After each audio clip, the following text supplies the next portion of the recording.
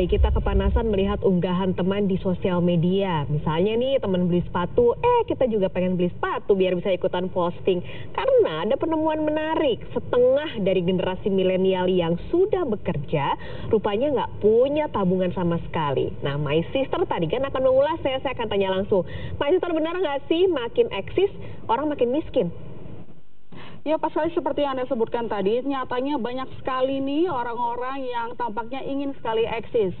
Karena hanya lihat unggahan temannya gitu. Jadi ada yang beli sepatu baru, tadi pas sekali sebutkan saudara, lalu kemudian yang jalan-jalan. Nah, masalahnya sekarang bahkan berdasarkan survei, banyak orang ngutang hanya untuk eksis. Kita bahas lebih jauh, ini dia, makin eksis, dompet krisis. Saudara, ya kenapa bisa krisis dompetnya hanya karena ingin eksis? Nah, kita mulai. Ini dia saudara, setengah generasi milenial di Amerika Serikat sama sekali tidak punya tabungan alias nol. Ini merupakan survei dari GoBankingRates.com.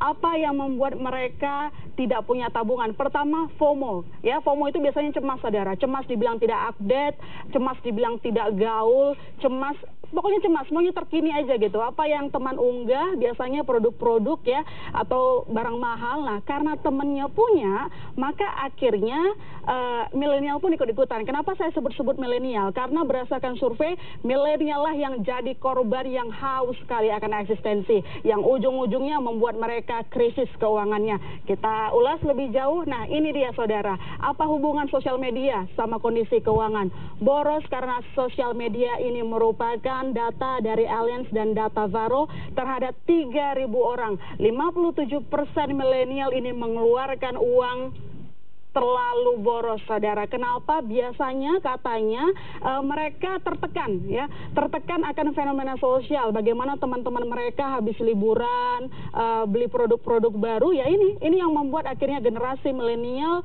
ikut-ikutan. Ya, masalahnya lagi saudara, ini berdasarkan survei Kredit Karma, 40% dari 40% konsumen di Amerika Serikat semua belanja produk dan liburan dari ngutang. Ya, kalau kita ketahui bersama sekarang kan ada ya untuk beli tiket secara online, mereka kan kasih kredit, kita boleh ngutang, kita bayarnya belakangan. Dan ini fenomena ini terjadi terutama di Indonesia juga sudah ada ya. Mungkin Anda salah satunya yang mengutamakan jalan-jalan dulu, bayar belakangan, tidak masalah sampai di situ. Tapi yang jadi masalah adalah ketika kita ini mengutang tetapi tidak sanggup bayar. Nah, ini yang jadi persoalan. Dan masih dari data Allianz dan Data Varo saudara, 3/4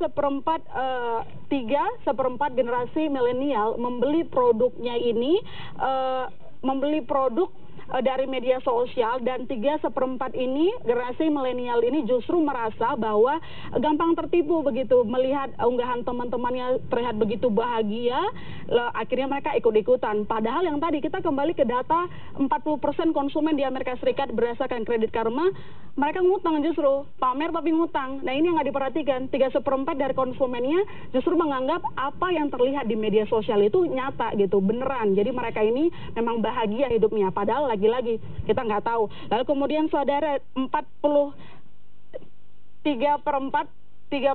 kita kembali ke 3/4 dari konsumen ini tadi, kita juga kembali ke 41% dari generasi milenial ini melakukan pembelian hanya karena untuk merasa lebih baik.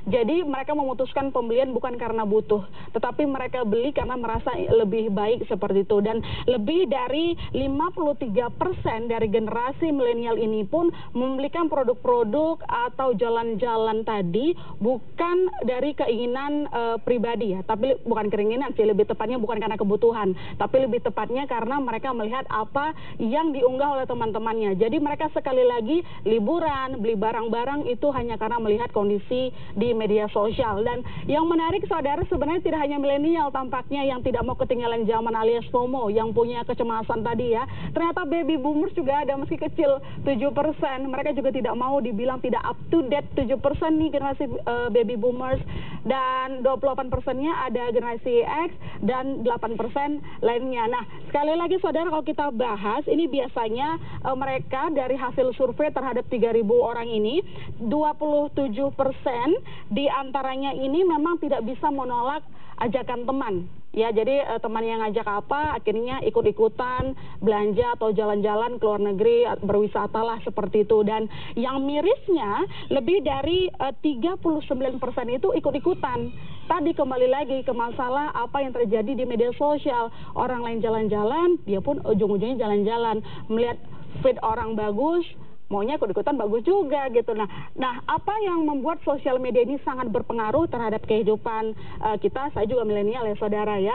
Ini karena memang kita menghabiskan waktu di sosial media sangat lama. Untuk usia 25 tahun sampai 34 tahun, 141 menit per hari. Usia 35 sampai 44 tahun, 105 menit per hari. Mungkin baru bangun tidur, buka media sosial, tidur, semuanya gitu, waktunya habis untuk smartphone. Dan ini akhirnya yang membuat, sekali lagi saudara, berdasarkan survei lagi, banyak orang melakukan pembelian atau memutuskan untuk jalan-jalan itu karena melihat media sosial. Ya ujung-ujungnya berapa jam yang kita gunakan waktu hanya untuk melihat smartphone. Nah disitulah yang membuat eksternal yang bukan dari diri kita akhirnya membuat kita belanja ataupun liburan ke luar negeri. Ini sudah PID, mungkin Anda sudah gajian. Semoga tadi apa yang kami ulas hari ini bisa menjadi bahan pertimbangan untuk lebih bijaksana lagi menggunakan waktu dan tentu saja mengelola keuangan pribadi. Jangan hanya karena ingin eksistensi, ujung-ujungnya tidak punya